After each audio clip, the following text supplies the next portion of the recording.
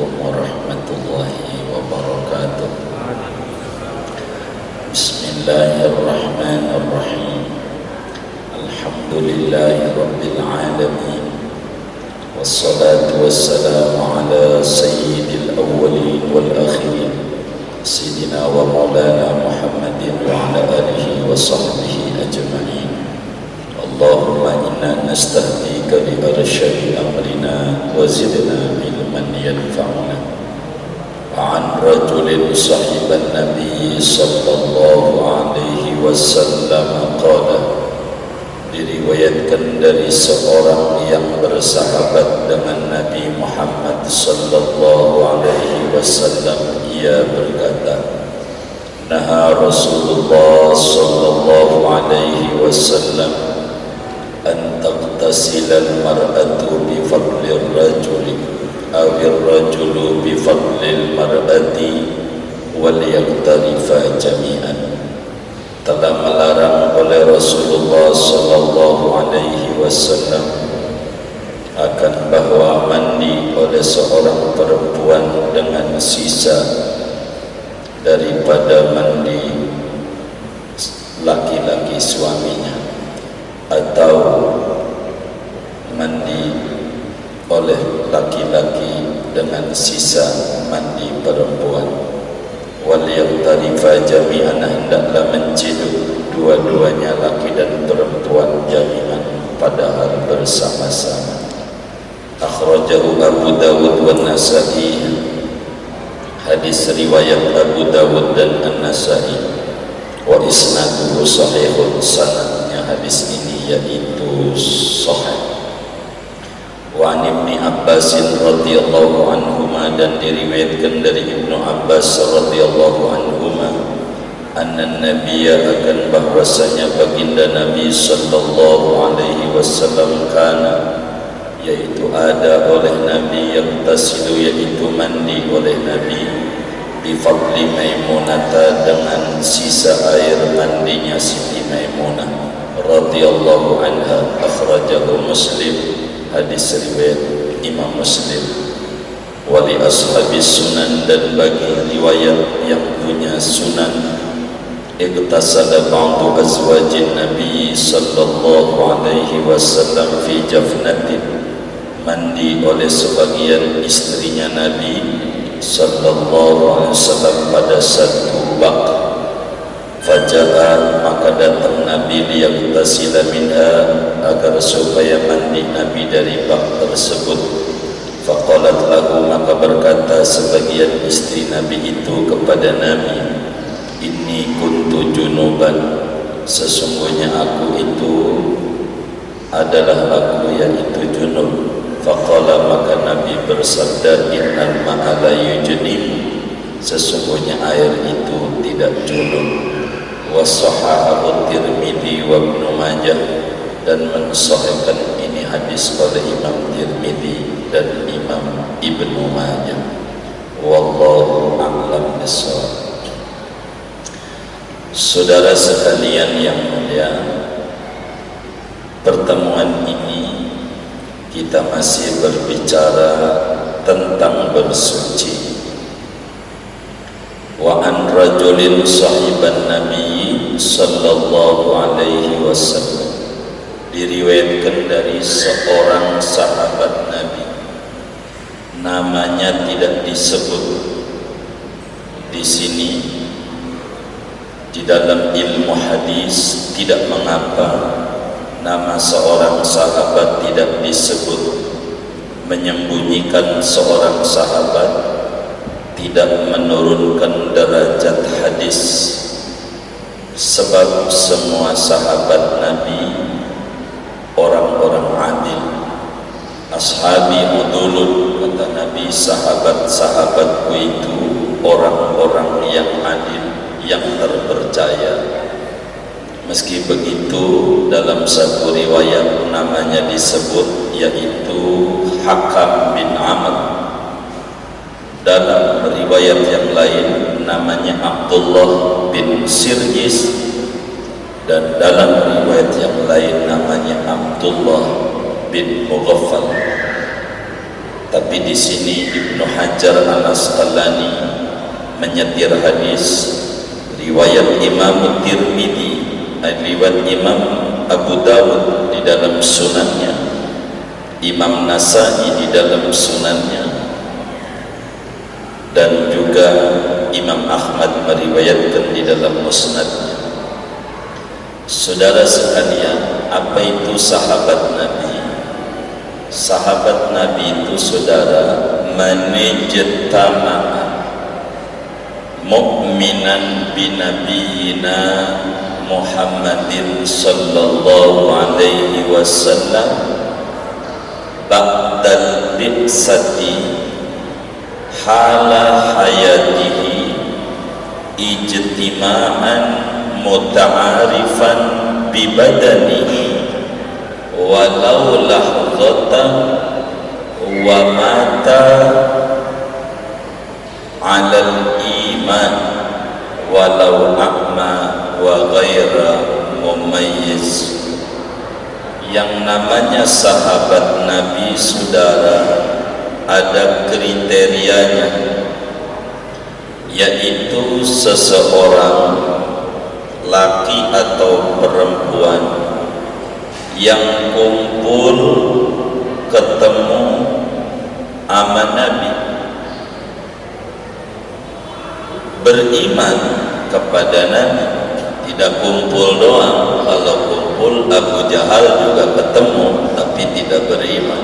Sahabat itu orang yang kumpul ketemu dengan Nabi dalam keadaan mukmin, percaya bahwa Nabi adalah seorang Rasul utusan Allah. Ketemunya sesudah diangkat menjadi Rasul. Bila ketemu sebelum jadi Rasul kayak Waraqah bin Naufal, pamannya Siti Khadijah, dan mati sebelum Nabi jadi Rasul, meski beriman tidak disebut sahabat.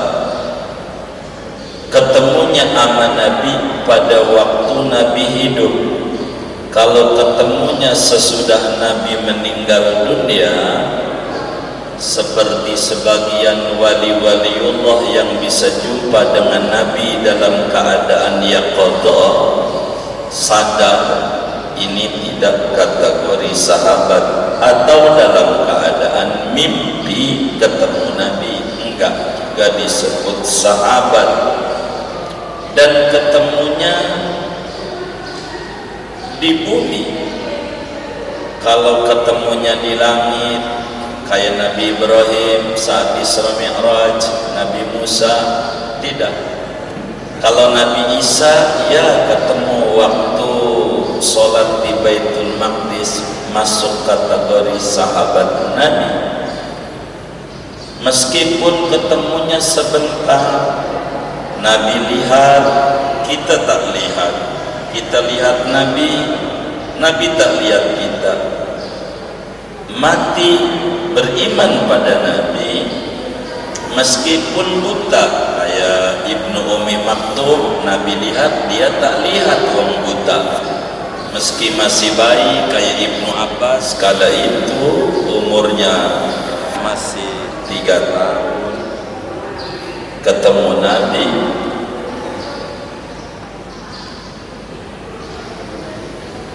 Itu tergolong sahabat. Jadi sahabat Nabi itu tidak syarat lama ketemu sama Nabi, sebab nazarahnya Rasulullah sallallahu alaihi wasallam akan menghujam pada hati sanubari para sahabat.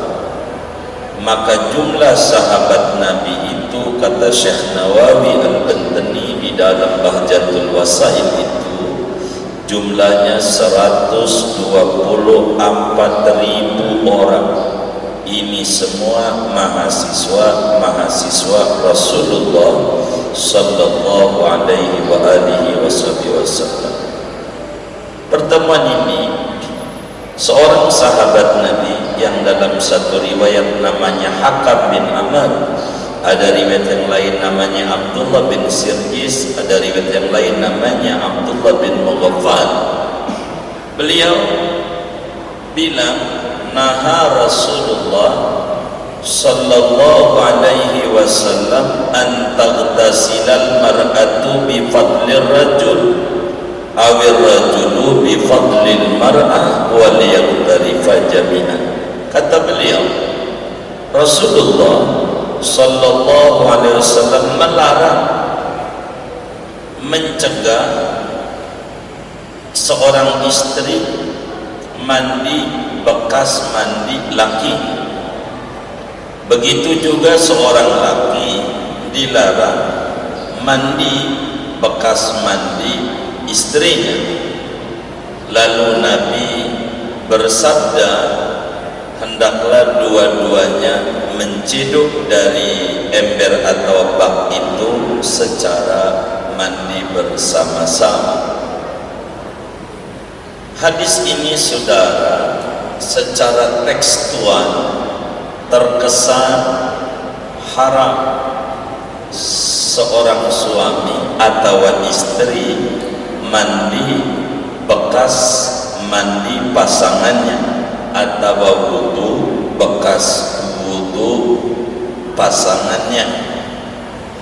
Ini secara zahir hadis naha, Nabi melarang di dalam ilmu usul fiqh gitu. An-nahyu yadullu ala tahrim illa idza wujidatil qarinah.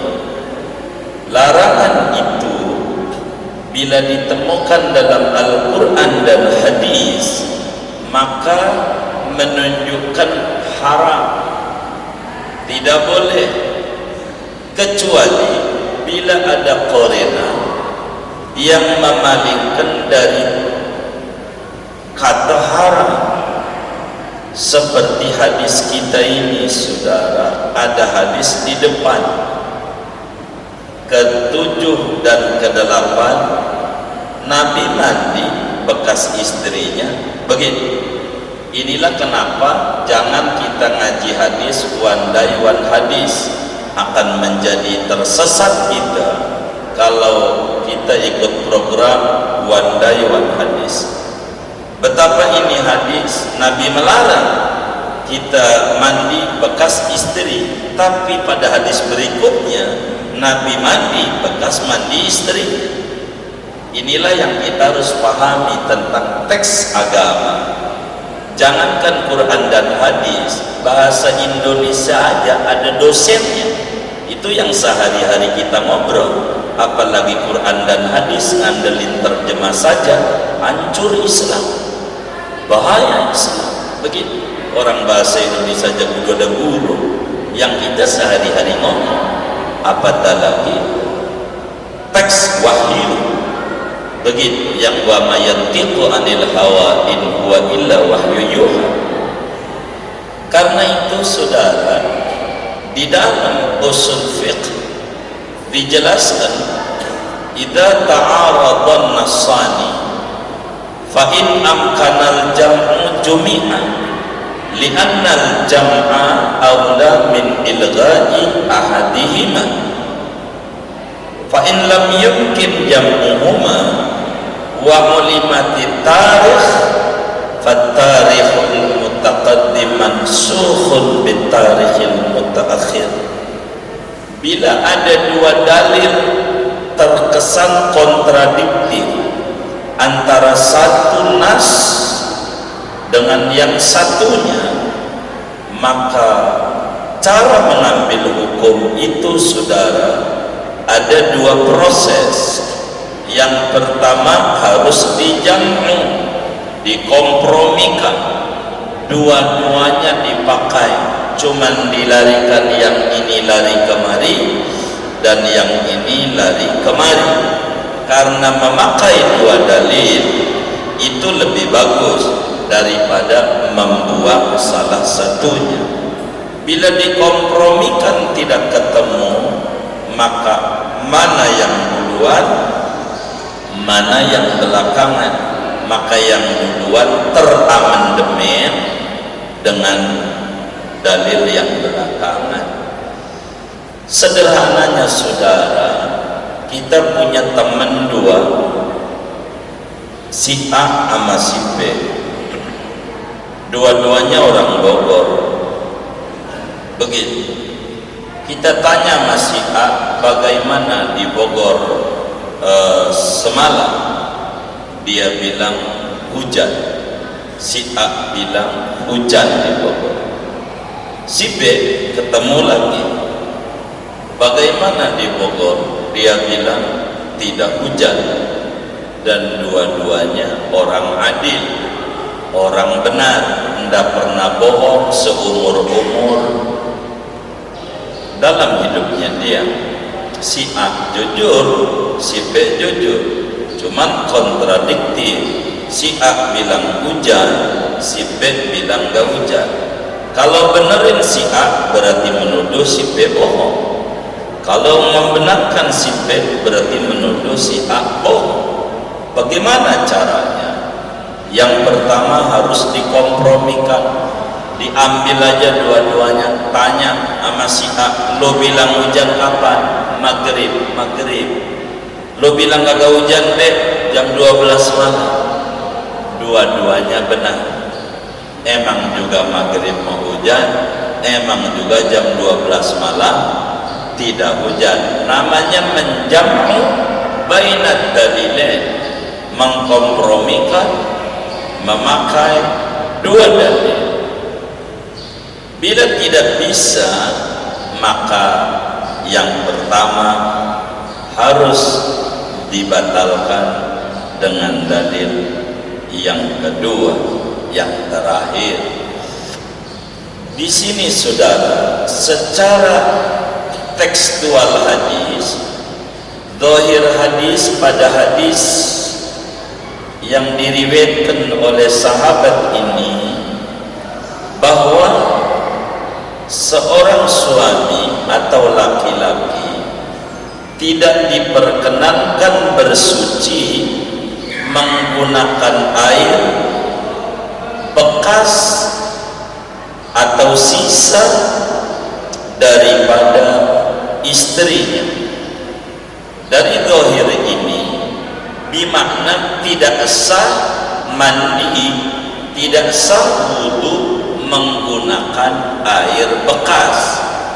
Begitu. Dan ini diambil oleh ulama madhab Hambali sebagai ulama yang berpegangan pada zahir hadis.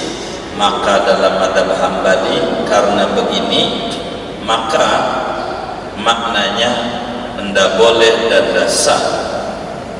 Tapi hadis ini dijawab oleh ulama dengan cara dikompromikan.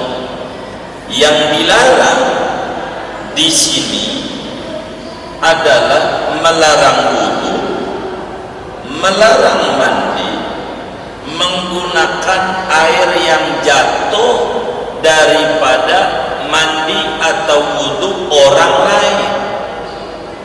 Ini yang dilarang oleh Nabi.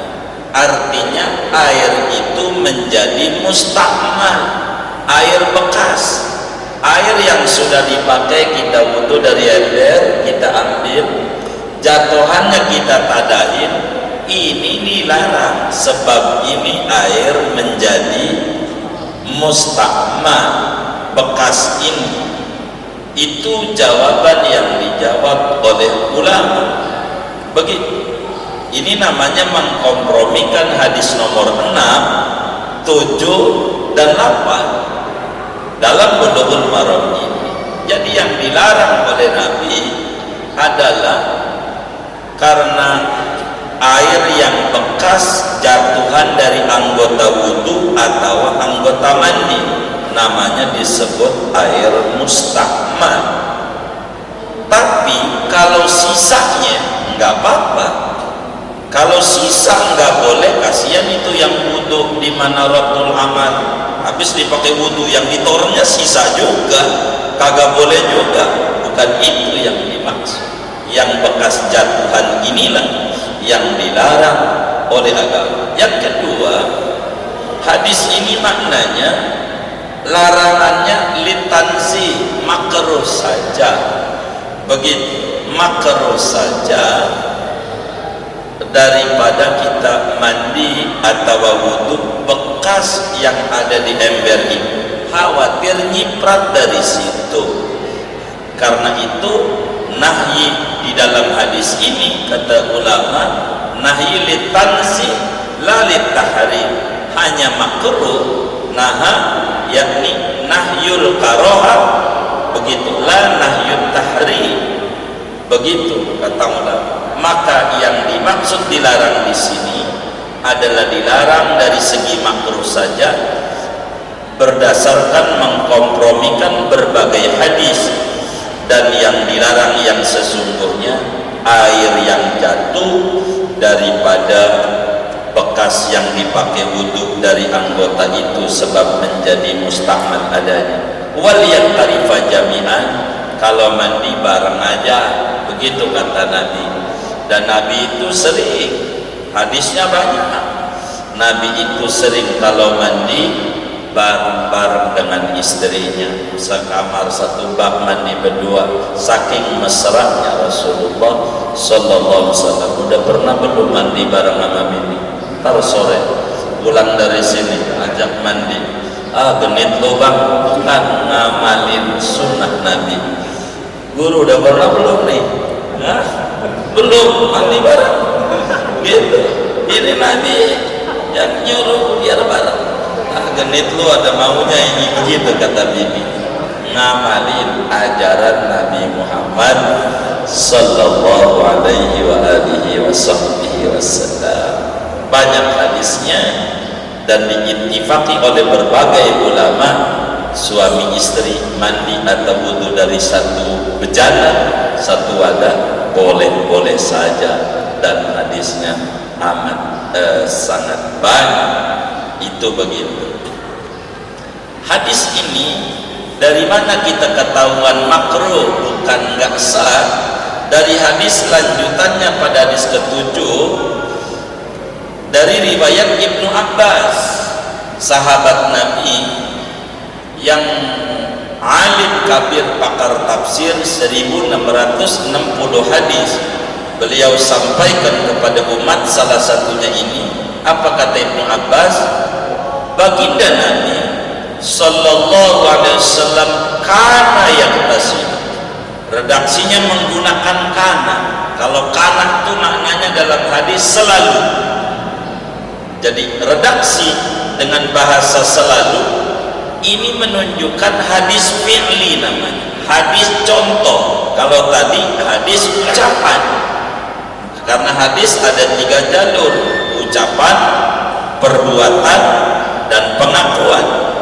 Ini ada perbuatan contoh di mana Nabi selalu mandi bekas atau sisa daripada mandi istrinya, namanya Siti Maimunah bintul Haris, bibinya Ibnu Abbas radhiyallahu ta'ala anhuma. Siti Maimunah dinikahi oleh Rasulullah sallallahu alaihi wasallam pada tahun 7 Hijriah, dan beliau dari istri Nabi yang tidak ngumpul makamnya 2, satu Siti Khadijah di Maklah makamnya, dan yang satu Siti Maimunah di Wadi Sara. Sebagian teman-teman majelis kami dan kami alhamdulillah semua istrinya Rasulullah sudah kita ziarahi, termasuk daripada Siti Maimunah ini, saudara, di Wadi Sara makamnya, pinggir jalan menuju Madinah dari Mekah. Saudara sekalian, Siti Maimunah nama aslinya Barrah, diganti oleh Rasulullah karena namanya tidak bagus, maka Nabi itu suka mengganti dengan nama yang bagus, Maimunah, perempuan yang diberkahi. Maka namanya Maimunah bintul Haris al-Hidadiyah. Siti Maimunah wafat pada tahun 51 Hijriah di Wadi Sara. Saudara sekalian, hadis Ibnu Abbas ini diriwayatkan oleh Imam Muslim, juga Imam Ahmad, juga Ibnu Majah, juga Ad-Daraqutni meriwayatkan hadis ini. Kandungan hadis Ibnu Abbas ini menjelaskan boleh saja seorang suami berwudu mandi sisa daripada bersuci istri, sebab air tidak menjadi najis air itu, kecuali air bakal menjadi mustakmal bila bekas yang di badan yang udah dipakai.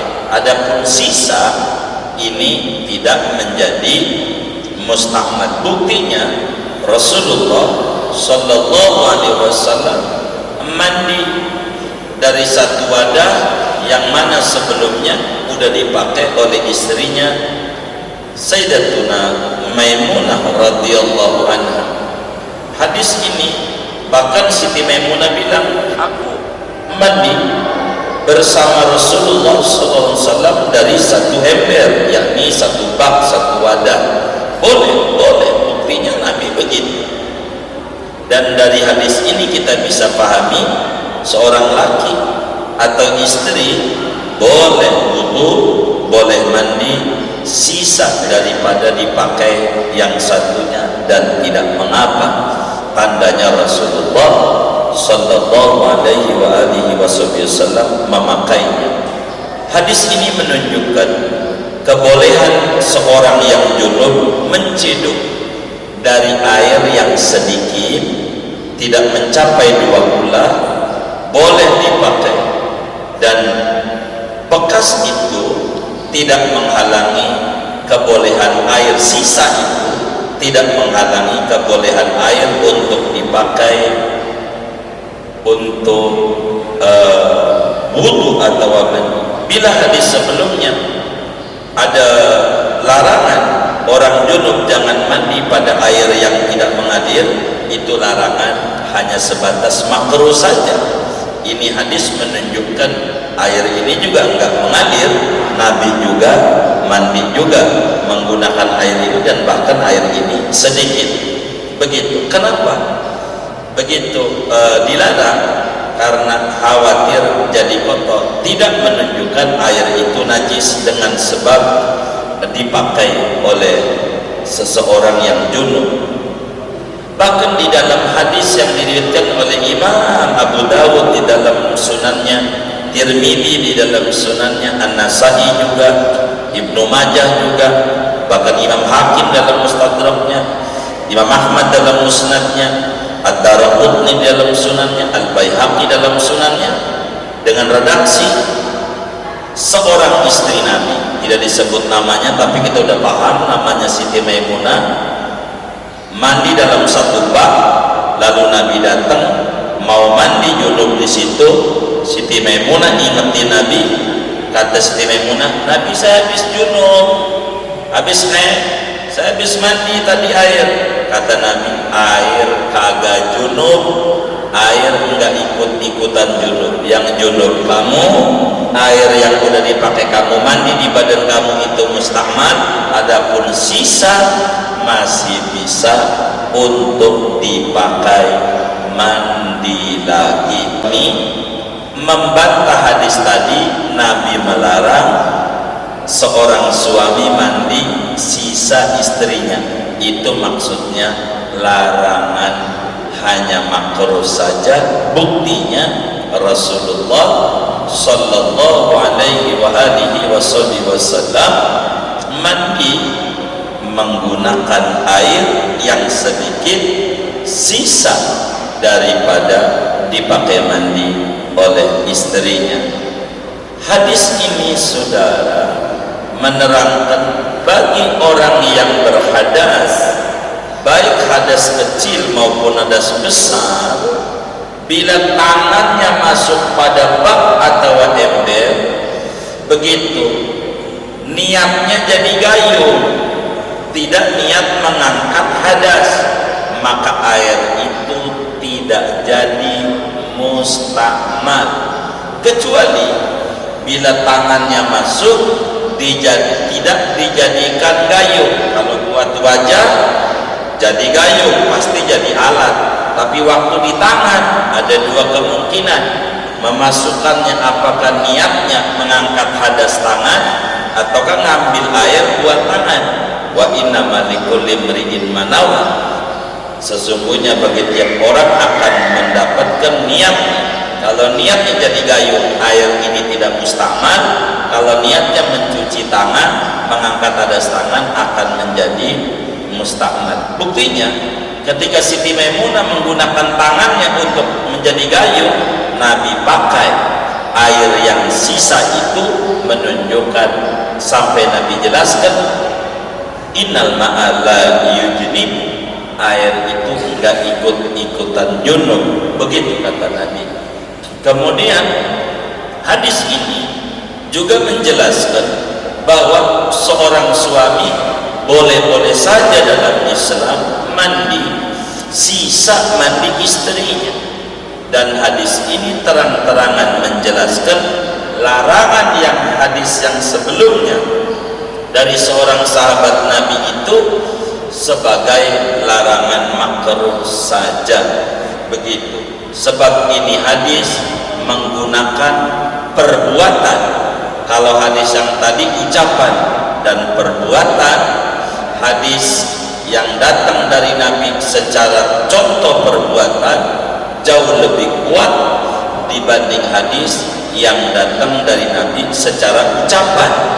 Kadang bisa menjadikan perbedaan pemikiran kalau secara perbuatan.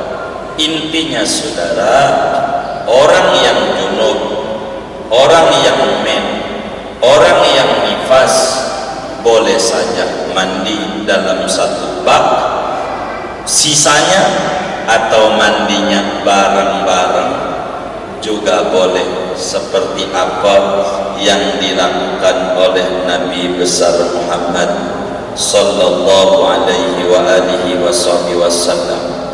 Bila hadis yang sebelum hari ini kita bedah berbicara mandi seluruh badan, sama saja dengan sekedar anggota diambilin, hukumnya sama saja. Orang boleh menggunakan air, yang penting masih suci, mensucikan. Air sisa itu dihukumi suci, mensucikan, yang sudah dipakai daripada wudu atau mandi. Yang bakal jadi mustakmal adalah air yang bekas mengangkat hadas, bekas wudu ditadahin, ini bakal jadi mustakmal. Kita wudu dimasukin di ember, ini air, inilah mustakmal, sebab ini bekas. Beda antara sisa dan bekas, beda. Ini kalau kita wudu dari keran dimasukin kemari, ini namanya air bekas, ini mustakmal.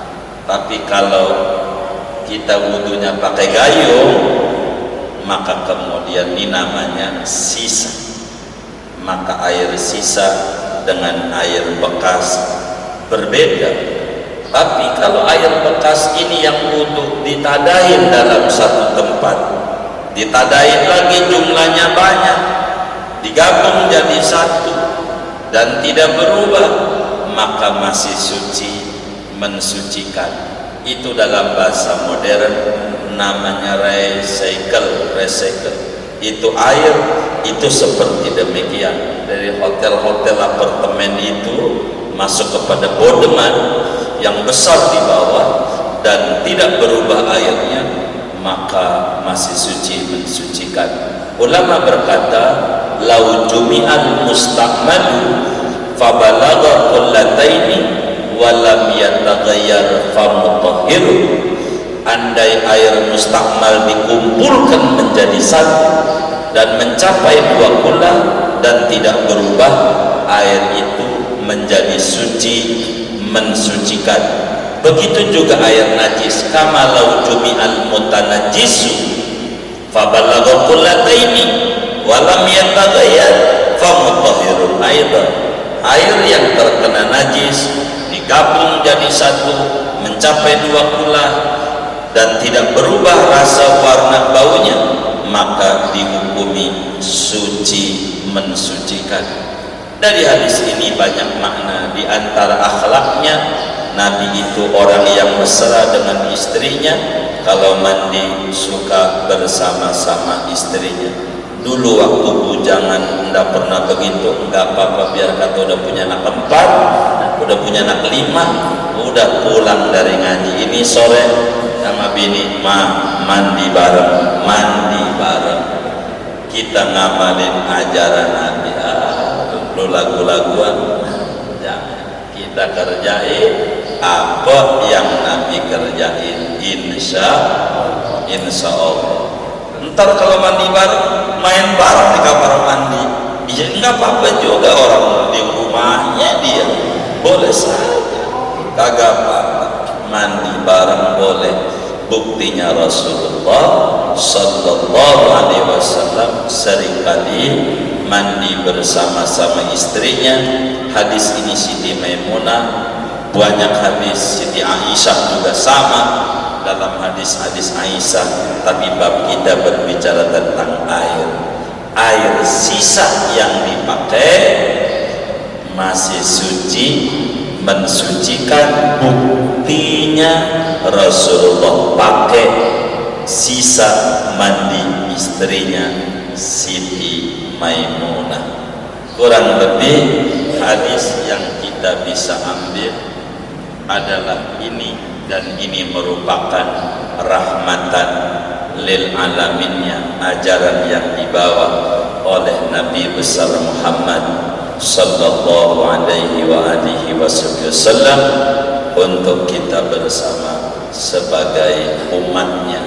Air enggak menjadi najis, air sisa, air tidak menjadi mustakmal, air sisa.